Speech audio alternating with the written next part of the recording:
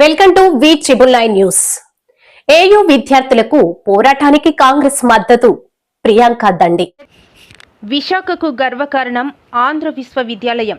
ఎంతో మంది గొప్పవాళ్లు ఇక్కడ చదువుకొని దేశ ఉపరాష్ట్రపతి, కేంద్ర మంత్రులు, ప్రజాప్రతినిధులు, న్యాయమూర్తులు, అధికారులుగా ఎదిగారని, అలాంటి విశ్వవిద్యాలయాన్ని కూటమి ప్రభుత్వం నిర్వీర్యం చేస్తోందని కాంగ్రెస్ పార్టీ విశాఖ తూర్పు నియోజకవర్గ ఇన్ఛార్జ్ ప్రియాంక దండి ఆరోపించారు. రాష్ట్ర విద్యాశాఖ మంత్రి నారా లోకేష్ విద్యార్థులకు రాజకీయ కోణం ఉందని అనడం దారుణమని, టీడీపీ అధినేత చంద్రబాబు నాయుడు అరెస్ట్ అయితే తెలుగుదేశం పార్టీకి చెందిన విద్యార్థి విభాగం టీఎన్ఎస్ఎఫ్ రోడ్ల మీదకు వచ్చి పోరాటం చేసింది, అప్పుడు సమర్థించారు. ఇప్పుడు సామాన్య విద్యార్థులు వైద్య కళాశాలలను ప్రైవేటు పరం చేయకండి, ఆంధ్ర యూనివర్సిటీలో సదుపాయాలు పెంచండి, ఆక్సిజన్ సిలిండర్ ఇవ్వండి, అంబులెన్స్ ఇవ్వండి, చనిపోయిన మణికంఠకు న్యాయం చేయమని విద్యార్థులు డిమాండ్ చేస్తున్నారు. విద్యార్థుల పోరాటానికి కాంగ్రెస్ పార్టీ మద్దతు ఉంటుందని, మణికంఠ కుటుంబానికి ప్రభుత్వం నష్టపరిహారం ఇచ్చి ఆదుకోవాలని ప్రియాంక డిమాండ్ చేశారు. నమస్తే, నేను ప్రియాంక దండి, విశాఖపట్నం తూర్పు నియోజకవర్గ కాంగ్రెస్ పార్టీ ఇన్ఛార్జ్. విశాఖపట్నానికి గర్వకారణం ఆంధ్ర యూనివర్సిటీ. ఎంతోమంది మహానుభావులను, గొప్ప రాజకీయ నాయకులను, ఇంజనీర్లను, డాక్టర్లను, సైంటిస్టులను తయారు చేసిన ఘనత ఆంధ్ర యూనివర్సిటీది. మరి ఈరోజు అంత గొప్ప యూనివర్సిటీ మీద గత కొన్ని సంవత్సరాలుగా రాజకీయ కుట్ర నడుస్తూ ఉంది.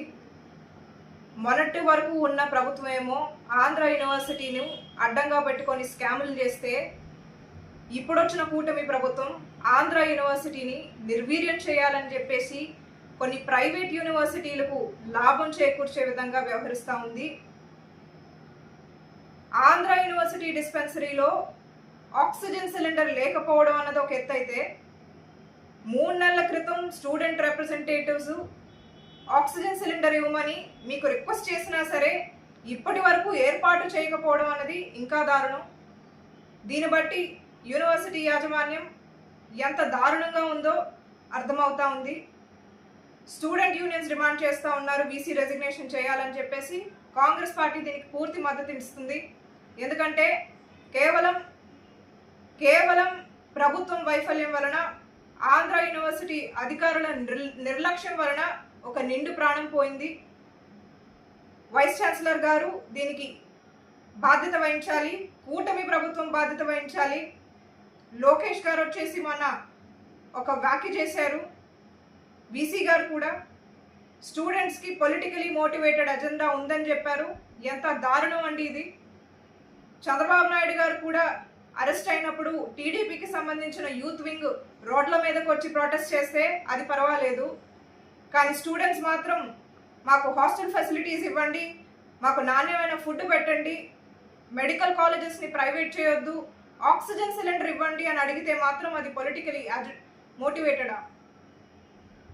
నారా లోకేష్ గారు, you have not just failed as an education minister, but you have failed the aspirations of many young people.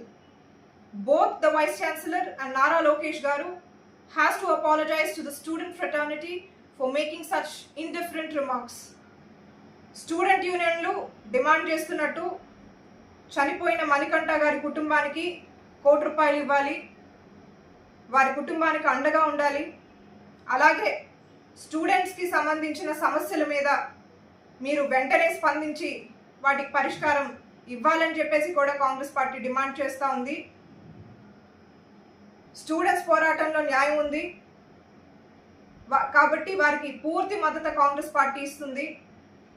పార్టీలకు అతీతంగా, రాజకీయాలకు అతీతంగా నేను కూడా స్టూడెంట్స్ పోరాటంలో భాగమై వారితో పోరాటం చేస్తానని కూడా ఈ సందర్భంగా మీకు తెలియజేసుకుంటా ఉన్నాను. చివరగా చనిపోయిన మణికంఠ గారి కుటుంబానికి నా ప్రగాఢ సానుభూతి కూడా ఈ సందర్భంగా తెలియజేసుకుంటూ సెలవు.